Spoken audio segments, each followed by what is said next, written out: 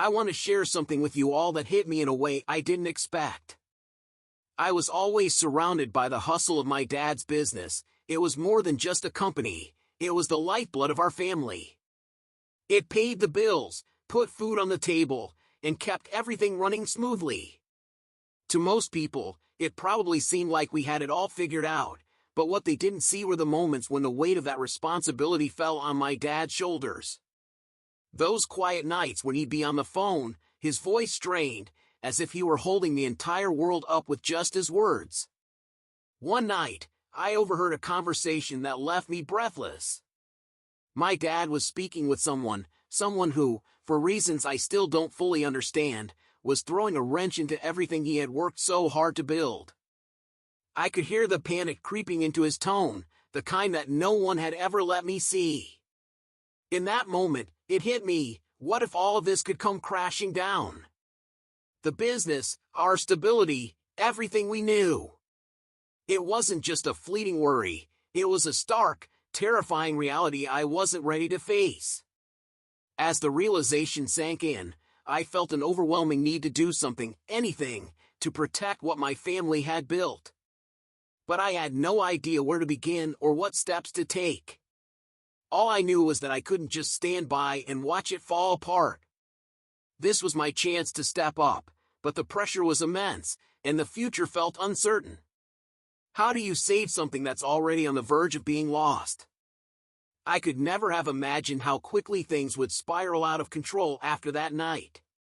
The weight of the situation was sinking in, and I was desperate for a solution, any solution. It didn't take long before Robert Caldwell, a name I'd heard around the business world but never imagined would have any direct impact on my life, showed up with a proposition that seemed like something out of a nightmare. I was sitting in the living room, still trying to wrap my head around the financial mess we were in, when Robert walked in like he owned the place. He had that cold, businesslike demeanor, the kind of person who never showed his cards. "What I'm about to offer you isn't easy," he said, leaning forward as if his words were a heavy secret. "But it's the only way to save your family's company." I remember the way my heart skipped a beat. I didn't know whether to be relieved or terrified by the prospect of a solution, but I was desperate enough to listen. Robert continued, making it clear that there was no time to waste. He laid it all out. My dad's company was in grave danger, and there was a way to pull it from the brink. But the cost? Something I never saw coming. His proposition was simple but mind-bending. I would have to marry his son, someone I'd never met, to ensure the future of the business. The silence that followed his words was deafening. I couldn't even process it at first. Marriage? A contract of sorts, but not the kind anyone dreams of. A way to bind our families together, in business and in life, at least on paper. The thought of it made my skin crawl, but the reality of the situation hit me hard. I had to save the company. That was the bottom line. Without it, we'd lose everything, our livelihood, our legacy, the life I knew. But at what cost? My life, my happiness, my future. The deal was wrong on so many levels, yet it was the only way to avoid an irreversible collapse. Robert Caldwell was offering a lifeline, but with strings attached, strings that would tie me to a man I didn't know, in a marriage I hadn't chosen. I wanted to scream, to reject the idea outright. But deep down, I knew there was no turning back. The pressure on me was suffocating, the stakes so high that I couldn't afford to make the wrong choice. The weight of the decision was unbearable, and I felt every inch of it. My mind raced through the possibilities, each one worse than the last. If I said no, what would happen? The business would crumble, and my father's work would be lost forever. But if I said yes, what would I be giving up? My sense of self? My dignity? The chance for a future I could choose on my own? The pause felt like an eternity. Robert was waiting, his cold eyes never leaving mine, knowing that I was trapped in a corner with no easy way out. Every second dragged on, and the longer I thought, the more the weight of the decision crushed me. This wasn't just about me anymore, it was about my family, my future, and everything that I'd ever known. How could I make a decision that would change my life so completely? I took a deep breath, trying to steady myself. It was time to decide. And the answer was clear, even if it terrified me. I had no choice but to take the deal. In the beginning, everything felt forced. Jack and I were strangers bound by an agreement neither of us had chosen, and it was clear from the start that we were both struggling with the weight of the situation. The wedding had been a formality, just another step in the business deal that had brought us together. There was no love, no affection. I remember feeling so disconnected, sitting beside him in that oversized mansion, trying to pretend that everything was fine when in reality, it felt like a suffocating lie. Jack was distant, not the man I had expected him to be. He was carefree, almost careless, living a life full of parties and distractions. There was no sign of the responsible businessman I had hoped to meet. At first, I couldn't understand how someone like him could be tied to something as serious as our family's future. He seemed more interested in his next big night out than in the company that had once meant everything to me. I didn't know what to expect from him, but it certainly wasn't this. Over time, though, things began to change. Jack slowly started stepping up, not in grand gestures, but in the little things that began to show he was taking his responsibilities seriously. It wasn't easy for either of us, our lives were so different, our worlds so separate. But in some strange way, I started to see a shift in him. He wasn't the same person he had been, and I could tell that the weight of our family business was starting to wear on him. It was as if the realization had finally hit him, he wasn't just some carefree bachelor anymore. There was a legacy at stake, and whether he liked it or not, he was now part of it. Meanwhile, I couldn't shake my internal conflict. On one hand, I had this deep-rooted sense of duty, my family's future, the company I had spent my whole life around, needed me. But on the other hand, I couldn't help but yearn for something more. I had to question everything about my life now, my feelings, my desires, my own happiness. Could I really accept this marriage, this strange, forced connection, as my reality? Would I ever be able to truly care for Jack beyond the role I had to play? I threw myself into the charity foundation I had always dreamed of running. It was a way for me to focus my energy on something meaningful, something that reminded me of who I used to be before all of this. I needed a purpose beyond the confines of this strange new life I had been thrust into. Slowly but surely, I found strength in this work, in helping others, in building something positive for myself and for the community. It gave me a sense of control when everything else felt like it was slipping through my fingers. But as much as I focused on my charity work, I couldn't escape the reality of my marriage to Jack. The slow burn of our relationship was impossible to ignore. There were moments when I saw glimpses of a different side of him, the side that cared more about something deeper than parties and distractions. But I wondered, would this ever be real? Would he ever truly understand what I needed? And even more importantly, could I reconcile my growing sense of responsibility with the desire for a love that wasn't forced? Jack and I were both on a journey, each of us fighting our own battles. And I couldn't help but wonder if we would ever meet somewhere in the middle, if we could build something genuine out of this complex, unpredictable mess. Things started to unravel in ways I never anticipated. The first blow came when Jack confided in me. His dream of having children, of starting a family, was no longer possible. It felt like a punch to the gut, not just for him but for both of us. I had always envisioned a life where we could build a family together, and now, that possibility was gone. I wanted to comfort him, to tell him that we'd find another way, but the truth was, I was struggling to come to terms with it myself. I didn't know how to process this loss, or even if I could. We were already so disconnected, and this new piece of information created a barrier that was hard to overcome. But Jack's reaction, his increasing detachment, made things worse. He seemed to retreat even further into himself, no longer engaging with me, with the company, or with the life we were building. It felt like I was fighting this battle alone.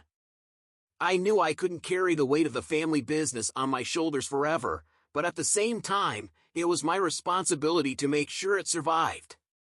My efforts to bring about change within the company were met with resistance, not just from Jack but from others who didn't understand the direction I was trying to take. It was as if every step I took forward, something else pulled me back. Then, another tragedy hit. My mother-in-law was diagnosed with cancer. It was a shock to everyone, but to me, it felt like a cruel twist of fate. I found myself stepping into a role I never thought I'd have to play, becoming her caregiver. I tried to balance everything, managing the company, helping Jack with his struggles, and now, taking on this responsibility. It felt like I was sinking, unable to stay afloat no matter how hard I swam. What hurt the most was how isolated I felt in all of this. Jack, despite everything we were going through, seemed more distant than ever. I was giving everything I had to keep the family together, to protect the business, and to care for a woman who was essentially a stranger to me, yet none of it seemed to matter. I wasn't sure who I was anymore, or what my place was in this family. The weight of it all felt suffocating. Taking charge of my mother-in-law's care was one of the hardest things I've ever done, but there were moments when I realized it was also the most meaningful. I couldn't help but feel a deepening bond with her, especially as I learned more about her and the strength she had lived with for so many years. In some ways, caring for her was the only thing that kept me grounded. But there were also moments when I wondered if I was doing it for the right reasons. Was I really doing this out of love, or was I simply fulfilling a duty that I didn't know how to escape from? Everything was changing so rapidly, and the strain of it all was starting to wear on me. I couldn't help but question whether I was losing myself in the process. Was I giving up my own happiness to keep everything else intact? The weight of these personal losses, of not being able to have children, of losing Jack's emotional presence, of the deepening illness of my mother-in-law, was heavy. But in some way, it was also pushing me to find something within myself I didn't know existed. I wasn't sure if I could keep going or how much more I could take, but I knew I couldn't let go now. The world as I knew it shattered when Jack's father suddenly passed away. At first, I was consumed by the grief of the loss, trying to support Jack through it all. But as the days wore on, something within him began to change. His behavior became erratic, and I could see the distance between us widening with every passing day. It was as though the man I had married had vanished into thin air. He stopped caring about the business, the one thing we had worked so hard to protect, and more importantly, he seemed to stop caring about our marriage altogether. It was the first time I had felt so utterly alone in a relationship I thought I understood. I kept trying to reach him, to hold on to the man he had once been, but the more I pushed, the further he pulled away. And then, just when I thought things couldn't get worse, the truth came crashing down. One night, after weeks of silence, Jack finally opened up. But it wasn't the apology or confession I had been hoping for, it was something far worse. Jack told me he was planning to sell the company. Our company. The one thing I had dedicated everything to. I couldn't believe what I was hearing. The company wasn't just a business, it was the legacy that we had built together, and now he was going to throw it all away. I was stunned. Betrayal flooded my chest, choking me as I tried to process what he had said. But then came the most gut-wrenching part. Jack told me that the divorce papers had already been drawn up. He didn't even have the decency to talk to me about it before making the decision. I stood there in disbelief, as everything I had known about my marriage and the life we had built together crumbled in front of me. The weight of it hit me harder than anything I had ever experienced. Not only was I dealing with the loss of our future together, but the very foundation of everything we had worked for was slipping away. It wasn't just that Jack had stopped caring about me. It was that he had stopped caring about everything that mattered, everything we had built. The business, our family's future, the love that once brought us together, it all seemed so irrelevant to him now. My heart was pounding in my chest as I confronted him. My voice trembled with anger, confusion, and disbelief. How could he do this to us? To me? How could he throw away everything we had worked so hard to build? The man I had married, the one who had promised to protect and support me, had become a stranger. And as much as I wanted to find some shred of understanding, all I could feel was the sting of betrayal. The truth of the matter was, Jack had been manipulating everything from the start. I had been blind to it, too caught up in trying to save our marriage and the company to see the way he was using both for his own benefit. This wasn't just about a failed marriage, this was about his complete disregard for everything I cared about, everything I had worked for. With my heart heavy and the weight of his betrayal sinking in, I had to make a decision. The stakes had never been higher, and I didn't know what my next step would be. But one thing was clear, I couldn't let this stand. After everything had come crashing down, I realized I could no longer let myself be a passive victim of the circumstances. Jack's betrayal had left me broken, but it was time to stop wallowing in the pain. The woman I was yesterday, caught up in the whirlwind of betrayal, needed to be replaced with someone stronger, someone who could fight for herself. I wasn't going to let Jack or anyone else take away everything I had worked for, everything my family had worked for. I had been broken by the lies, by the loss, by the years of betrayal. But now, I was determined to break free from the life that had been dictated by others. This wasn't just about saving the company anymore, it was about saving myself. I wasn't going to let Jack's recklessness or his family's legacy define my future. No, I would reclaim my power. I made the decision to call my father's lawyer. It was a bold move, one I had resisted for so long, but the time had come to take control. As soon as I dialed the number, I felt a rush of resolve wash over me. For the first time in what felt like forever, I had a plan. I wasn't going to wait for Jack or his father to give me answers. I would fight back. I would stand up for myself and for the future of my family's business. I couldn't afford to be passive anymore. I had been so consumed by the idea of saving a marriage that had long since crumbled, by the false hope of reconciliation, that I hadn't seen the truth staring me in the face. Jack had already decided his path, and it was one that didn't include me, nor the company. But I wasn't going to allow him to destroy everything for his own selfish gain. The lawyer's office felt like a sanctuary. As we discussed the legal steps to take control of the business, I could feel a sense of purpose starting to return. I had spent so many years building my life around Jack, around the company, but now, I was going to do it for myself. The thought of taking control, of reclaiming the legacy that had been so unjustly threatened, filled me with determination. This wasn't just a battle for the company, it was a fight for my future, for my sense of self.